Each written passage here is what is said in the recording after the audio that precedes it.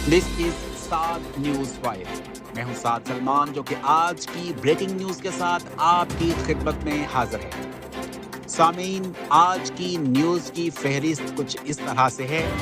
PTI रहनुमाओं के warrant गिरफ्तारी, साबिक सेनेटर मुश्ताक अहमद खान की इसराइल में गिरफ्तारी, वजीर आजम का मलेशिया के साथ तरक्याती मंसूबों में ताउन, वजीर इत्तलात पंजाब उस्मा बुखारी की पीपल्स पार्टी पर तनकीद, हमास और जंगबंदी के हवाले से तनाज़ा, सऊदी हुक्काम की उमरा पॉलिसी, हमास का ऐलान हथियार खुद मुख्तार फलस्तीनी रियासत के हवाले करने का, हमास के हथियार सुपुर्द करने से मुताल्लिक बैनुल अक़वामी मुज़ाकरात, और आखिर में पाकिस्तान में सोने की कीमत में इजाफा।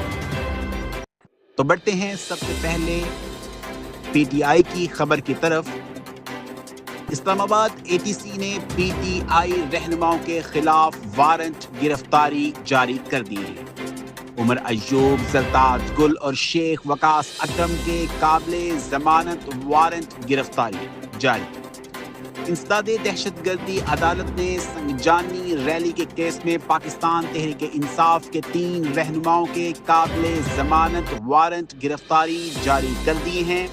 ये वारंट रहनुमाओं को अदालत में पेश होने के लिए पाबंद करते हैं, लेकिन जमानत के बाद वो मुकदमे की कार्रवाई के दौरान आज़ाद रह सकते हैं।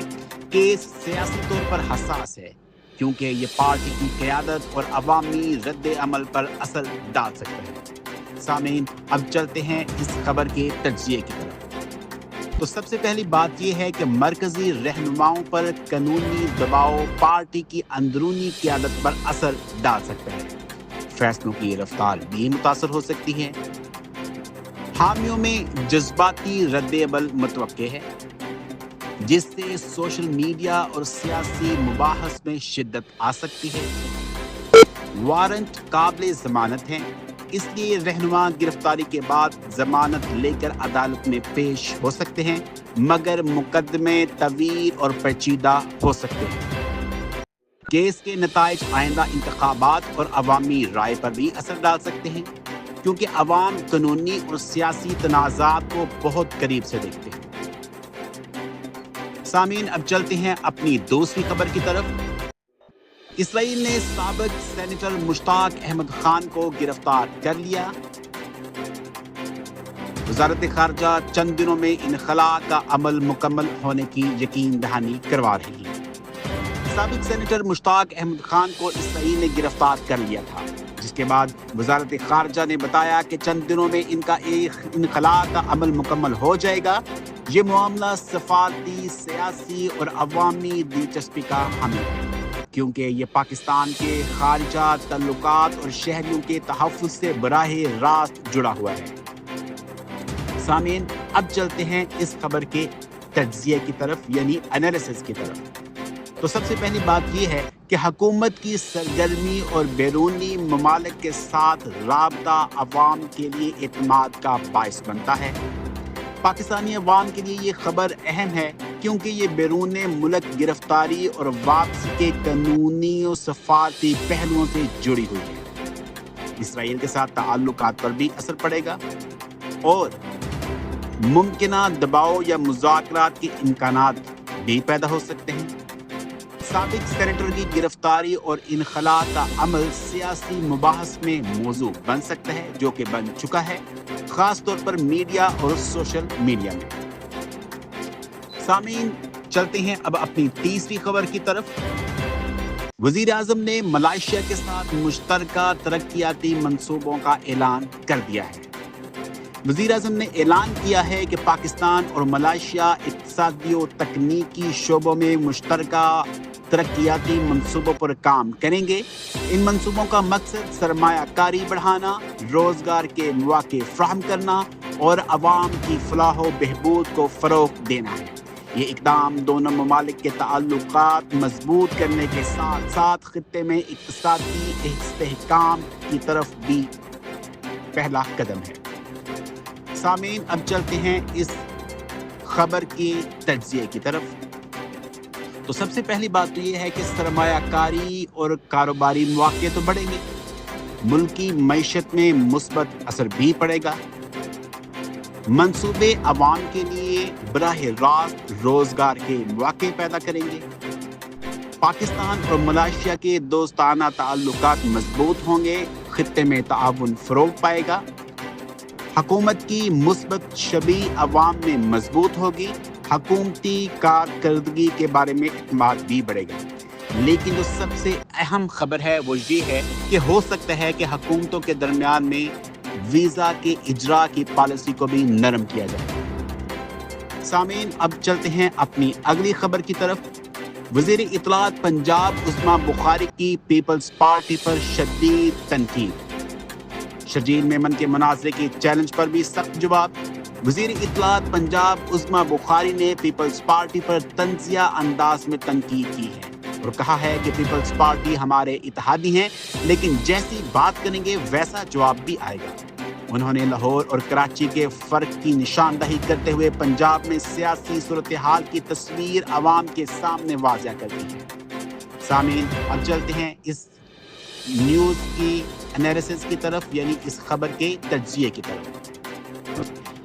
یہ بیان پیپلز پارٹی اور پنجاب حکومت کے درمیان کشیدگی بڑھا سکتا ہے۔ طنزیہ اور تیز بیانات عوام اور سوشل میڈیا میں مباحث پیدا کر سکتے ہیں۔ لاہور اور کراچی کے فرق کو اجاگر کر کے پارٹی اپنی مضبوطی دکھانے کی کوشش بھی کرے گی، یعنی کہ نون لیگ۔ بیان سے عوامی رائے اور پارٹی کی حکمت عملی دونوں متاثر ہو سکتے ہیں۔ سامعین، اب چلتے ہیں اپنی جو اگلی خبر ہے وہ یہ ہے کہ حماس اور جنگ بندی کے حوالے سے جو ایک تنازعہ بیانات چل رہے ہیں اس کی طرف۔ عرب میڈیا حماس جنگ بندی کے لیے اسلحہ سپرد کرنے پر غور کر رہی ہے، جبکہ ترک میڈیا حماس نے اس دعوے کی سختی سے تردید کی ہے۔ عرب میڈیا نے دعویٰ کیا تھا کہ حماس جنگ بندی کے لیے بین الاقوامی نگرانی میں اپنے ہتھیار سپرد کرنے کا ارادہ رکھتی ہے، لیکن ترک میڈیا کے مطابق حماس نے اس خبر کی سختی سے تردید کی ہے اور کہا ہے کہ وہ غیر مسلح ہونے پر غور نہیں کر رہے۔ یہ تنازعہ مشرق وسطیٰ میں جاری سیاسی کشیدگی کے حوالے سے بہت اہم ہے۔ سامعین، ہم چلتے ہیں اب اس خبر کے تجزیے کی طرف۔ تو حماس کا موقف خطے میں سیاسی استحکام اور امن مذاکرات پر اثر ڈال سکتا ہے۔ عرب اور ترک میڈیا میں بیانات میں فرق عوام میں الجھن پیدا کر سکتے ہیں۔ جنگ بندی کے امکانات کمزور، کشیدگی بڑھ سکتی ہے اور مسئلے میں عوام کی توجہ پاکستان میں بھی اس پر نظر رکھی جاتی ہے۔ یعنی اس خبر کو تمام پاکستانی عوام بالخصوص امت مسلمہ اس کو بہت باریکی سے دیکھ رہی ہے کہ حماس جو ہے وہ کیا بیانات دے رہی ہے، اور ترک میڈیا اور آل اوور دا ورلڈ جو جتنا بھی میڈیا اس پر کام کر رہا ہے وہ کیا کیا بیانات دے رہی ہے۔ حماس جو ہے وہ اپنے آپ کو غیر مسلح ہونے کی بات تو کرتا ہے، لیکن وہ کہتا ہے کہ میں اسرائیل کے سامنے غیر مسلح نہیں ہوں گا، میں آزاد فلسطینی اتھارٹی یعنی فلسطینی حکومت جو بھی قائم ہوگی میں اس کے سامنے غیر مسلح ہونے کو تیار ہوں۔ سامعین، اس کے بعد اگلی خبر جو ہے وہ یہ ہے کہ سعودی وزارت حج و عمرہ نے اعلان کیا ہے کہ اب وزٹ، فیملی وزٹ، سیاحتی یا ٹرانزٹ ویزا رکھنے والے بھی عمرہ ادا کر سکیں گے۔ یہ اقدام پاکستانی زائرین کے لیے سہولت فراہم کرنے اور مذہبی سیاحت کو فروغ دینے کے لیے کیا گیا ہے۔ سامعین، اب چلتے ہیں اس کے تجزیے کی طرف۔ تو پاکستانی عوام کے لیے خوشخبری ہے کہ مذہبی رسومات میں آسانی ہوگی۔ جو بھی کسی بھی ویزا کی صورت میں سعودی عرب جائے گا وہ ضرور چاہے گا کہ میں عمرہ کر لوں، تو یہ ایک بہت بڑی آسانی ہے۔ ویزے کی نوعیت سے قطع نظر عمرہ ممکن ہے۔ سعودی عرب میں مذہبی سیاحت میں اضافہ ہوگا، مقامی معیشت کو فائدہ ہوگا، یعنی کوئی بھی شخص کسی بھی وجہ سے وہاں پر گیا ہوا ہے تو وہ عمرہ کے لیے بھی فیس ادا کرے گا، وہ ایک جگہ سے دوسری جگہ جانے کے لیے یا مذہبی مقامات دیکھنے کے لیے بھی وہ فیس ادا کرے گا۔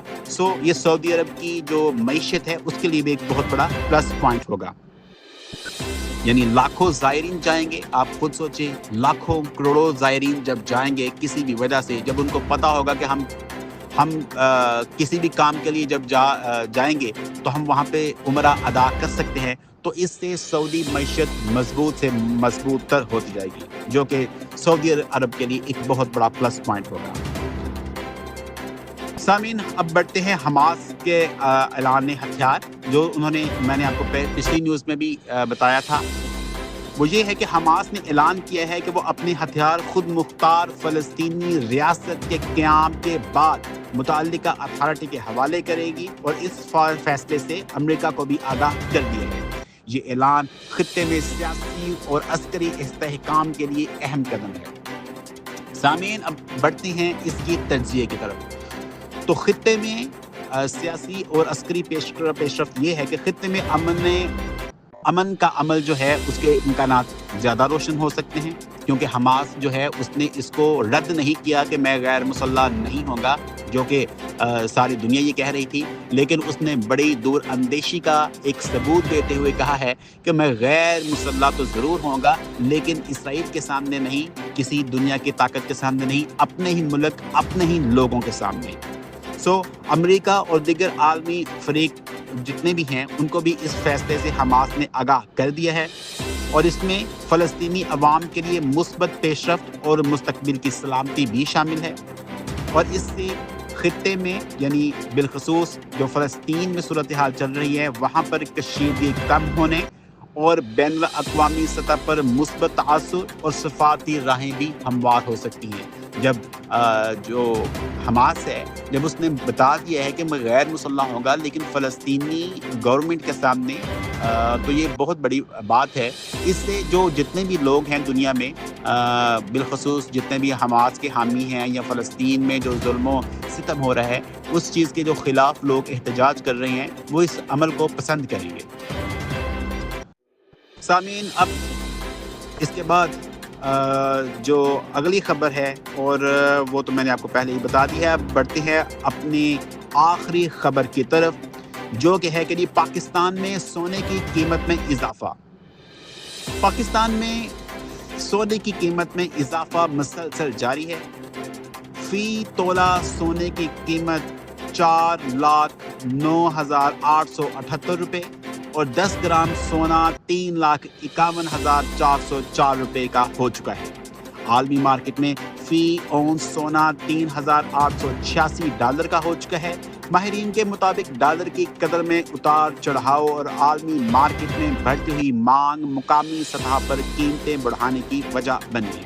سامعین، جب ہم اس خبر کا تجزیہ کریں گے تو روپے کے مقابلے میں ڈالر کی قیمت میں اضافہ سونے کی قیمت کو براہ راست متاثر کرتا ہے۔ جب بھی ڈالر کی قیمت میں کمی بیشی ہوتی ہے تو ڈائریکٹلی اس کا جو امپیکٹ آتا ہے وہ سونے کی قیمت پر آتا ہے۔ اس کے علاوہ جب بھی عالمی منظرنامے پر سونے کی قیمت میں مانگ بڑھتی ہے تب بھی اس کی قیمت میں اضافہ ہو جاتا ہے۔ جب بھی ڈالر کی قیمت میں کمی بیشی ہوگی تو سونے کی قیمت میں بھی اضافہ ہوگا یا کم ہوگا، یا اگر پوری عالمی منظرنامے پر جو سونا ہے اگر اس کی مانگ میں اضافہ یا کمی بیشی ہوگی تب بھی اس کی قیمت پر جو ہے وہ کمی بیشی آئے گی۔ تو سامعین، یہ تھی اب تک کی بریکنگ نیوز، جو کہ میں نے کوشش کی ہے کہ چونکہ وقت جو ہے وہ بہت محدود ہوتا ہے تو آپ کی خدمت میں پیش کی جائے۔ آپ کا ان خبروں کو لے کر کیا تاثرات ہیں، کیا آپ کی رائے ہے، کیا مشورے ہیں؟ آپ اس کو 7 نیوز وائر کے فیس بک پیج پر اپنی رائے، اپنے مشورے کو وہاں پہ پیش کر سکتے ہیں، اور آپ کی قیمتی رائے، آپ کے مشوروں اور آپ کے نظریات کو جو ہے وہ بڑا بے صبری سے انتظار کیا جائے گا۔ اجازت دیجیے، اب اگلی جو بریکنگ نیوز ہے دوبارہ اس وقت آپ سے ملاقات ہوگی، تب تک کے لیے السلام علیکم۔